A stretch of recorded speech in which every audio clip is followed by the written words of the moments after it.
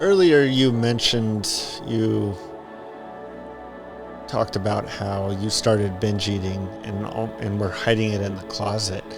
When you start working with a client, how much of what you're doing is unpacking some of that baggage and maybe past trauma? It's 90% of it. Nutrition isn't hard, guys. Eat whole foods, calories in, calories out. It's a basic math equation. Like, I'm not a genius. Like, there's nothing special about me. But what I do know is that 90% of the habits and the patterns we do are based on our core identity and belief systems. And so if we take my binge eating as an example, I associated food for comfort. When I was triggered, I would self-soothe.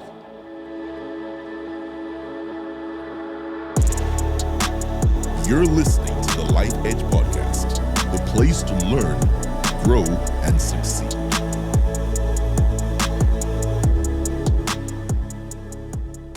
Nicole, thank you for joining me again today on the Life Edge Podcast. Yes. In person this time, no less. I know. I'm so excited for you and the growth and everything. It's so cool. Yeah, and I'm actually really excited to have you back. You took a flyer on me. You were my third podcast guest, and you trusted me to help tell your story and share your brand with the world. And so I just wanted to say thank you for that as well. Oh my God. Absolutely. That was probably one of my favorite podcasts that I've done to date. I think I said it on the interview. You're just really good at interviewing people, and the questions are very thoughtful. And so I had a blast, and I'm excited for today. Well, thank you. I do know that you just got back from Europe and got to take your daughter on a great adventure. How was that trip? Life-changing for both of us. I think it's, when you go on your own and you see new things, like you experience it through your eyes and your imagination and like wonder and all that stuff. But to watch it from an 8-year-old's perspective, and I'm literally just seeing her eyes get big and grow and like the wheels turning in her head. It was such a magical trip, and we gained so much more closer and love and just gratitude for what our life is. And it was really special. For anyone who's listening, I forgot to introduce you. You are the creator of Your Healthy Happy Journey. You're a nutritional therapy practitioner. And the reason I wanted to get into Europe, I've heard this anecdotally quite a bit, and I've read about it, is that when people travel to Europe and they eat over there for an extended period of time, they talk about how they don't have a lot of the inflammation that they do in the States, and that their body feels better and they feel more nutritionally like replete. And I'm curious, because that is what you do for a living, is that something you noticed? Yeah, absolutely. And there's some obvious reasons why that occurs. Their governments do regulate food a lot more stricter than we do here in the US, for one. And the way that we treat our ground here in the US with chemicals and Roundup and all those types of things, you have to remember, just like if I put acid on my skin, it goes deep, right? It goes down. And so we have to remember the earth is the same way. So what we treat the earth with is what we're going to then reap with water, with our planting, all that kind of thing. So it plays a role. A lot of people will often be like, I can eat gluten there. I'm okay, right? I don't have a gluten intolerance or whatever it might be. Or if I have a thyroid issue, right? And I say, well, the gluten's still gluten there. So you're probably getting an inflammatory response. Gluten in and of itself is inflammatory. However, it isn't made with Roundup and all the yucky chemicals that we have in our gluten here in America. And so you don't feel as much of a reaction. When I was there, I had all the pasta. I had no bloating. I did really, really well with the food, but the quality of the food is just a lot better, unfortunately, even compared to some of the organic and grass-fed and like the way we get meats here in America. It's so interesting to me. And I get there's this balance that we have to do when it comes to food, as far as we have 330 million plus people we have to feed. And it may not be feasible to grow food in a natural way. So there's like, what do you do with that problem? That's a difficult problem to solve. And so that's where like food then becomes a product, and then you got this like health issue.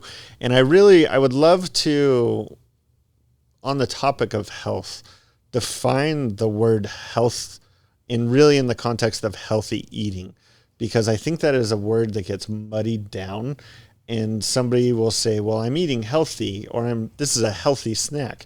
Well, why is it healthy? Well, because it says less sugar. It's like, well, no, what is healthy eating? Yeah.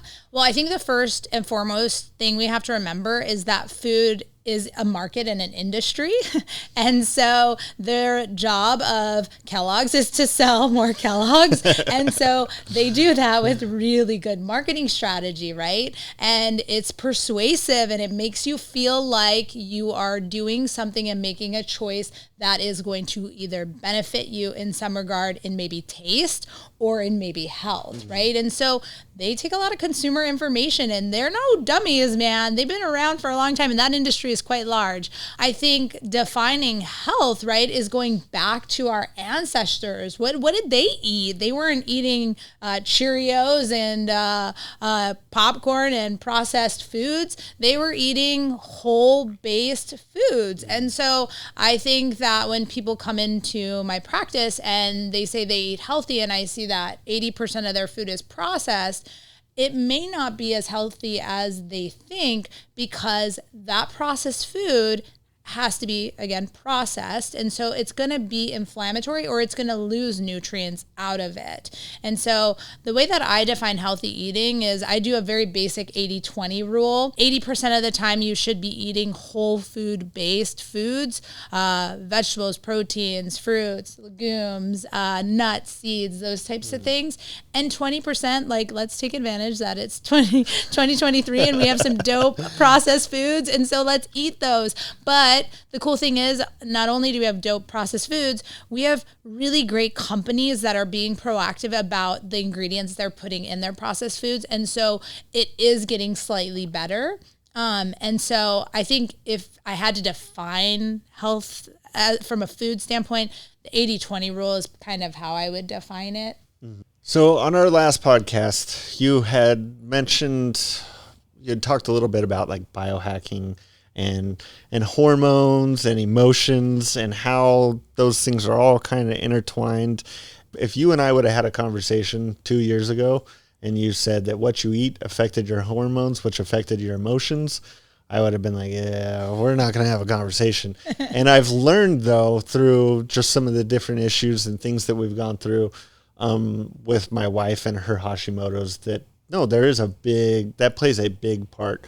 Could you just start at like a 10,000 foot view and explain how food affects the hormones that then can lead to emotions and how that all works? Yeah. So really the way that you have to think about it is we are an ecosystem is the best way that I could explain it. And it plays off of everything. When it's windy outside, the trees are going to sway, the dust is going to come up. And so we can see by the action of a storm coming in, things happen within the ecosystem outside of the environment that it's in, right? And so if you think of the inside of your body in that similar capacity, let's say that I'm eating and consuming a large amount of processed carbohydrates like pastas and breads, soda, sugary drinks, things like that. Well, those are very oxidative, which means stress or inflammatory on the body. Not only will that affect your digestive system, right? So it could give you hypochlorhydria, or it could give you leaky gut, or it could give you dysbiosis with yeast overgrowth. It could give you these things that affect your digestive tract, right? Well, over time, that chronic amount of inflammation in the body might then affect your hormones. Like, let's just talk about the hormones in the digestive tract, ghrelin and leptin. And so now we have the hormones, ghrelin and leptin, not really being turned on or not really working properly. And now we've got this buildup, because we're eating sugary foods, of yeast in the body. And what we associate with yeast is very much similar to a person who goes through withdrawals of drug addiction. And so it can kind of have that same type of anxiety, depression, those types of things can formulate because we have an overgrowth of a bad bacteria in our body. And so we'll often see people, and myself, I was this person in my probably mid-20s where my diet, I'm an Italian girl. I ate a lot of pasta. I had a lot of sugary stuff. I didn't know how to eat correctly. And I had dysbiosis with yeast overgrowth at the time. And I was severely depressed, always anxious, had panic attacks all the time. And I had no understanding of correlating it to the digestive dysfunction that I had. So everything plays off of everything in the body. And if you think of hormones as the conductors, right, of the orchestra. So the drums are your digestive tract. Blood sugar might be, I should really know what's in an orchestra, a violinist, whatever, right? And the hormones are kind of doing this. But if the hormones get screwed because the drummer's throwing the sticks at it, then everything goes off and it's no longer a beautiful symphony. It's very chaotic. And that's what I see a lot of the time when people come into my practice. They are generally have some hormone dysregulation due to systemic issues within the body. And how is that treated? Is it, we're just going to switch you over to a whole foods diet, or is it like, I'm going to put you on this green tea cleanse that you all like? I read this in Glamour magazine that a green tea cleanse is where I'm just making an example, but how does that work as far as getting someone on the right track? Yeah. So when I built out my practice, I was my first case study. I was and am a recovering binge eater. I started binging at the age of 8, doing it in the closet, and it carried on throughout most of my early 20s. And so when I think of treatments, I'm thinking at it from a place of longevity, sustainability, and lifestyle. And so someone like that picture I just painted, person coming in with maybe that dysbiosis or that little bit of hypochlorhydria or something like that, I'm not going to make them do some crazy over the top liver cleanse or restrictive diet. That's not conducive to healing, in my opinion. In my opinion, I want to start with just informing. Let's educate the person on what's going on. And let's talk about some foods that might be better suited for them and work on kind of just changing the way we're eating and our habits instead of being like, let's detoxify the whole entire body. Because what we're doing there is very similar to pharmaceuticals, in my opinion. We're just treating it with a pill or treating it with some supplement, and we're not really getting to the root cause. And I really, really pride myself on finding the root cause, fixing that. And it might take a little bit longer, but that's okay because now we have the sustainability of it. And generally when people start eating the way that their body actually likes food to come in, meaning they're eating for their ecosystem to thrive, they generally don't crave. You know, you hear people say, I have a sweet tooth, or I crave sugar all the time. And once I get them just eating the way that their body needs to be fueled, those completely go away. Do you notice a difference as, I guess the better way to ask this question would be, is there foods that affect men hormonally different than foods that affect women hormonally?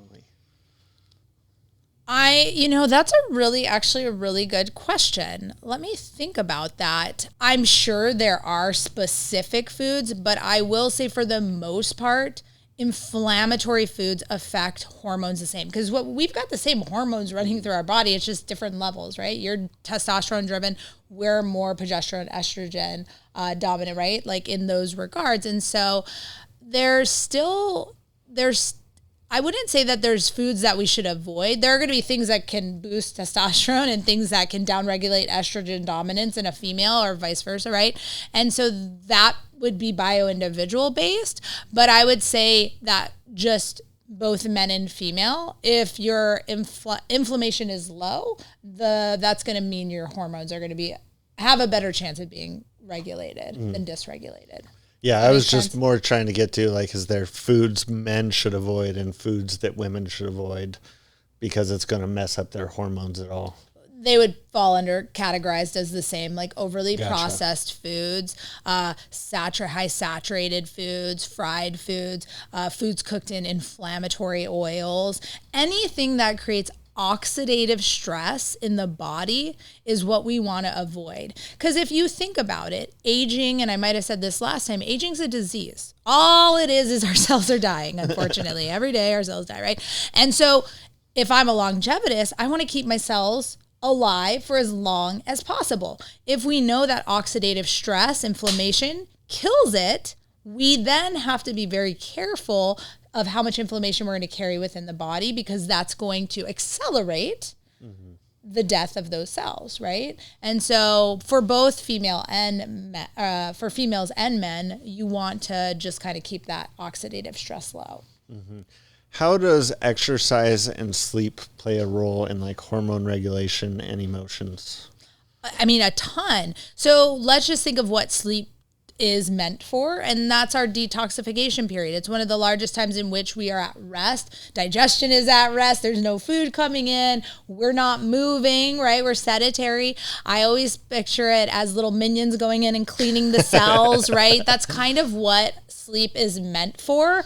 And so if you have a lack of sleep, right, you're not getting really good deep sleep, or you're not getting enough sleep, those minions only have a little bit of time to clean the cell. And so have you ever had your cleaning lady rush through and you're missing, or you had your kiddo like clean the glass on the shower and they like missed half of it? That's what happens when you don't get enough sleep. And what happens then is that affects your hormones, because it's an ecosystem, right? And then your hormones are kind of off, and maybe your thyroid's a little bit sluggish, or maybe you become estrogen dominant, or maybe ghrelin and leptin, right? Like, have you ever like either been hungover or sleep deprived, and you notice that you just are eating more?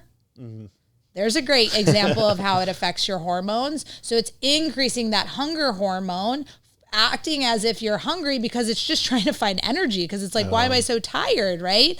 So sleep's really impactful. For women, I say 7 to 9 hours bare minimum. I'm on the 9-hour mark. Like, I try to really get 9 hours of sleep, and then the time that I'm awake, I'm very efficient with my time. I value sleep. I think it's very important. For men, you guys can get away with 6 to 8. We have this wonderful thing called a cycle, and so we do need more rest, and women, you do. I promise you, you need that rest. And we should be getting it. As far as exercise is a good stress, right? But anything that's good, if I eat 5 pounds of blueberries right now, it's going to have a negative effect on me, right? Probably, you know what type of effect.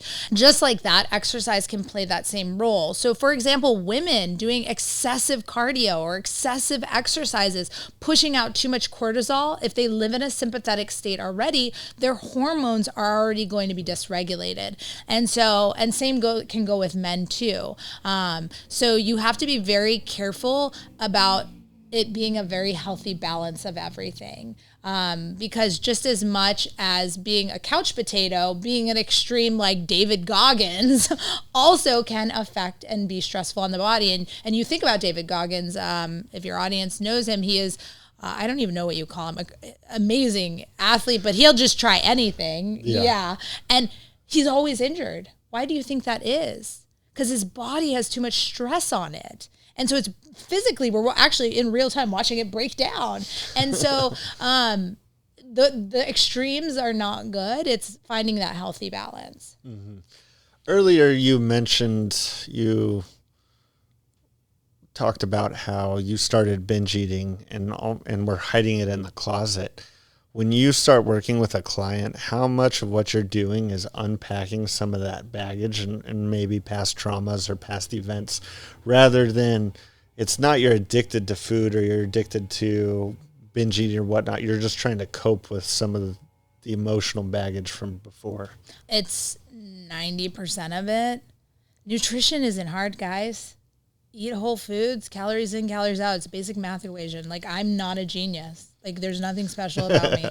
But what I do know is that 90% of the habits and the patterns we do are based on our core identity and belief systems. And so if we take my binge eating as an example, I associated food for comfort. When I was triggered, I would self-soothe through food. Now, I created that habit a long time ago. I'm assuming because I wasn't getting my needs met as a young child. I wasn't being nurtured and loved in the way that I needed to be supported. That doesn't mean my parents were awful human beings. They're actually fabulous, but they may not have nurtured me in the way that my needs needed, and I didn't know how to communicate that. And so I developed a food binge eating disorder that was triggered by the lack of maybe getting cared for, or if a boy dumped me, or if I got a negative affirmation from somebody or constructive criticism. And so if my belief system, my patterns and behaviors are based on my belief system, if my belief system is such that if my feelings get hurt, food makes me feel better, that's my belief system, my patterns and behaviors will always do such, and my outcome will always be such. So we have to reprogram our belief system, and that usually the way to do it is either on your own, which takes a lot of time, or working with someone like myself who can identify it, and we can work together on finding ways to formulate a new belief system. But it's all of it. It's so much of it. And that's why it's such a big proponent of my practice. Emotional health is my first pillar of care. The reason I asked that question is I talked to a lot of people who've tried diets, and they're always like, well, I failed. But the diet was like the weight, the food, that was all just a symptom. And I'm just curious of how much of your job is spent trying to coach people mentally, even though you're a nutritional therapy practitioner. It's more just mental therapy practitioner. Yeah. Which I don't know if there's any legal issues there. We won't go into that. No, I don't cross the line, but it's a mindset, right? Is I'm coaching them on just understanding why they are the way they are. And you have to be open-minded enough to do it and believe it. Because our thoughts are our reality, and so what we believe is what is such, right? So I was a binge eater, and my outcome was always that I would binge because that was my belief system. Now I'm no longer. I haven't binged in, God, I don't know, probably a decade now. And I'm very thankful. And doesn't mean the urges don't come. Doesn't mean that if somebody triggers me, I don't go right to that. But I now have new tools in my toolbox that allow me to get ahead of it and say, woof, I know where I'm going, to the pantry. Not going to the pantry today. And then what do I need to do to get out of that, right? Because my new behavior and pattern is to attach to my new belief system, which is I don't need food to comfort me. I can comfort myself and emotionally regulate myself. Yeah. Yeah. So I want to shift gears here a little bit. Okay. We've been talking more about, I would say, I don't want to say negative side of nutrition, but like the people trying to go from unhealthy to healthy. There's a whole opposite end of this spectrum, which is human optimization, and this new term, biohacking. What is biohacking? Yeah, it's to simplify it, just using modern day technologies to get ahead of cell death in a really short snip. And so what are some ways that people are biohacking their bodies? I'm assuming we're human optimization, and I'm an athlete. I've trained constantly, and even though I don't look like it. And, how does one go about biohacking? Like, I'm trying to really grasp this, because to me, I'm thinking like, is it just I'm figuring out foods that make me feel better? Is it I'm figuring out how to sleep? Like, I'm really trying to grasp what this concept is. I think much like anything, you have to determine what your goal is and what you're trying to accomplish with biohacking. So for someone like me, I'm a longevitist. I'm trying to be like David Sinclair, right? Live to 110 years old or hopefully 120 maybe. I don't know. And live my best quality of life. So if that is my goal, that's my outcome that I want to achieve, what are things that I need to do to make that occur? And if we know that aging is a cellular death, right, for instance, so I'll give you kind of a little bit of what I do. Every morning, I wake up at 4 a.m. I am never going to see the sun when I wake up, because I wake up when it's pitch black. It is never sunny in Arizona at 4 a.m. And because of that, I bought myself a red light panel, because the first 5 minutes of wake should be stimulated by the sun. There's a lot of profound benefit in that, right? And so I go first thing in the morning, turn my red light, do a little red light therapy. It's right hanging on my door in my closet. And I do that. Then I go out and I meditate and I do breath work, and I'm getting into a parasympathetic state, right? Which is our rest and digest. It's our very calm state, because if you think of parasympathetic as the Tesla at the light, everything turns off. That's parasympathetic, right? Sympathetic is a NASCAR driver. You're going, man. Think about that. And when they hit something, what happens? The impact's a lot harder than if it's grandma driving the car at 30 miles per hour, right? There's another way that I'm biohacking. I'm always in that parasympathetic, calm demeanor. Another way that I'll do this is maybe I'll get an NAD drip, right? And I'll get some of that, because that's going to be a precursor to the getting right into the ATP and energy and restoration of the mitochondria. And so you could do things like that. You could take glutathione for supplements, but there's 2 key points here. 1, what's your goal? What are you trying to accomplish?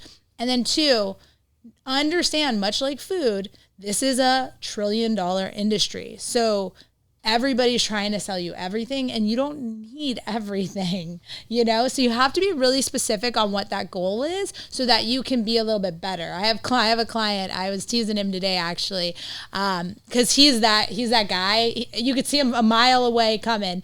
He will buy everything. You just tell him what to do, and I feel like I have to protect him, because I'm like, they will literally sell you ice in Arizona. You know what I mean? I just have to protect him. And I was telling him today, I was like, you don't need everything. Let's really talk about what you're trying to accomplish, and let's make something that's going to work for your goals, right? And so we came up with a regimen that works perfectly for him. But some other biohacking things that maybe people have heard is sauna, cold exposure, right? Like PRP on the face, stem cell, like there's tons of stuff out there, but it really ties into what you want to accomplish. Yeah. And the reason I ask, I saw this commercial, like this guy is literally just putting like dirt in water. I think he's calling it mud water. And I'm like, you're not going to get me to drink dirt. I'm sure it's probably good for you, but I'm just not doing it. Well, and that's the other thing, like too, like how far do you want to take it, right? My purpose, like what I find pleasure out of, is being a longevitist. Like, so I do a lot of these crazy things, right?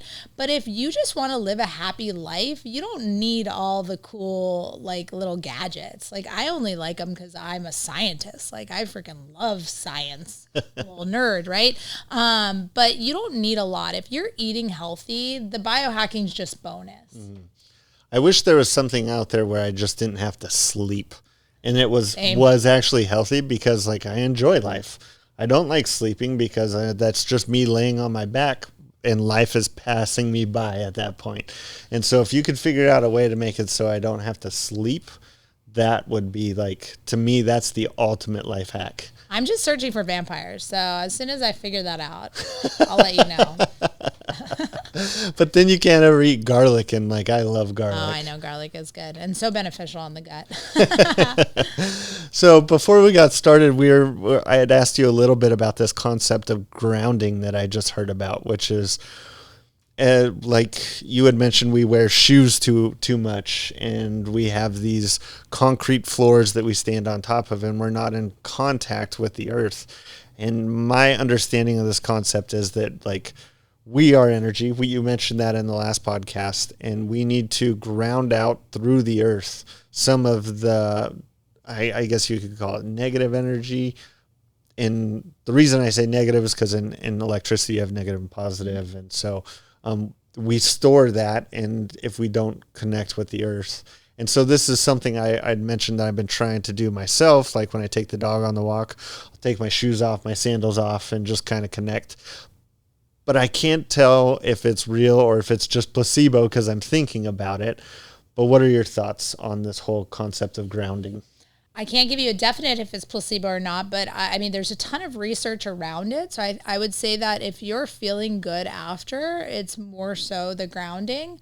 But connecting, we are humans. Like, we are one of the only species that allows for that intimacy, right? And we are very much connected energetically to things, just like we are to our pets or to another loved one, or to, some of us are, you know, tree huggers. We really love the earth, right?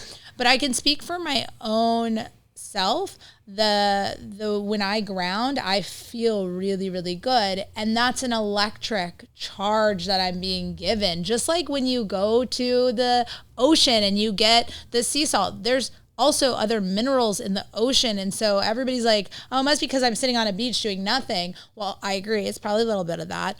But it's also, you're getting nutrients through the skin. We absorb things, guys, hence lotion, right? All of that benefits us. And then what are we doing? We're in the sand, right? And you always think, why am I just so much happier on the beach? Maybe there's something there, right? So same with when I go hiking. I'm so much happier. I can get lost in the woods forever. And there's something about it energetically that just feels very grounded.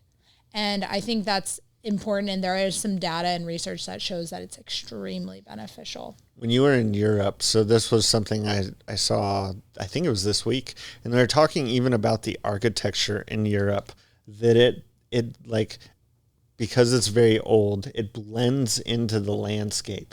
And you don't feel like you're being bombarded by colors and stimulation. Whereas here in the States, when you look at a lot of our cities and towns, they're just very intrusive. Like visually, they don't blend into nature very well, and it makes for just a natural stressful environment. Could you tell a difference just based on that in Europe? Yeah, so I'll just give you a real quick. One of the places we went to was Portugal, and Portugal is magical. We went to this town called Sintra, and it's where there's castles, and it's very green and very much not built up. It's more of like you were saying, right?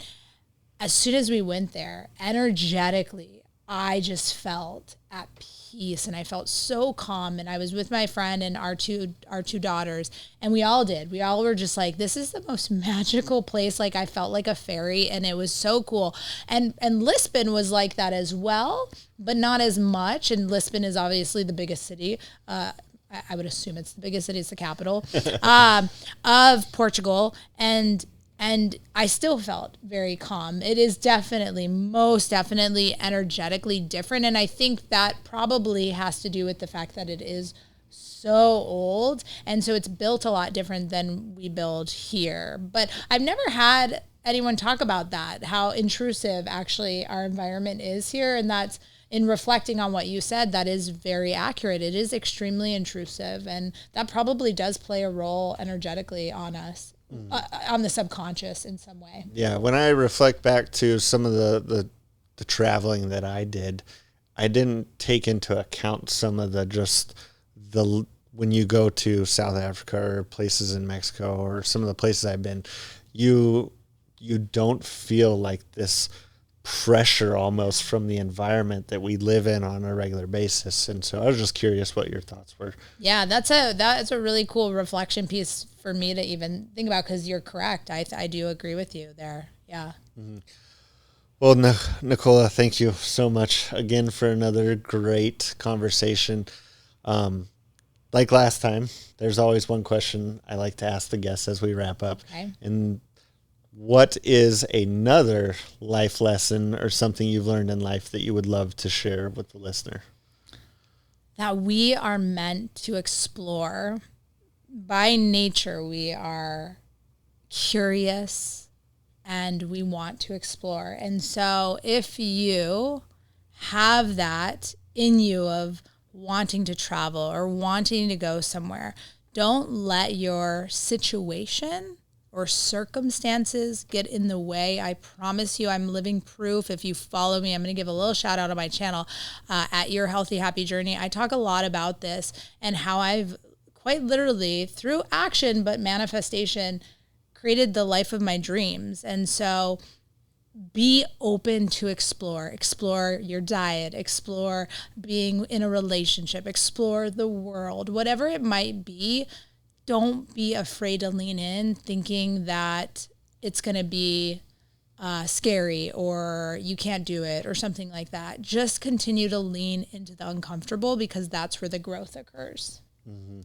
And you mentioned your site, but go ahead and tell the listener where they can connect with you. Yeah, absolutely. So Instagram, TikTok, Twitter, LinkedIn, like all of them is at Your Healthy Happy Journey. And from there you can click the links in my bio and give you all the information. I'd love to have you join our community. It's a super awesome community. Yeah, and I love what you post on Instagram. She's got great recipes that she shares that are fantastic. We've tried some of them. I will make sure to include down below in the show notes links to all your social media as well as your website.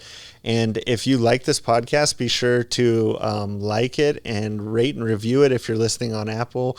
If not, like and subscribe if you're watching on YouTube, and share it with a friend if you've got something out of this. So, Nicola, thank you.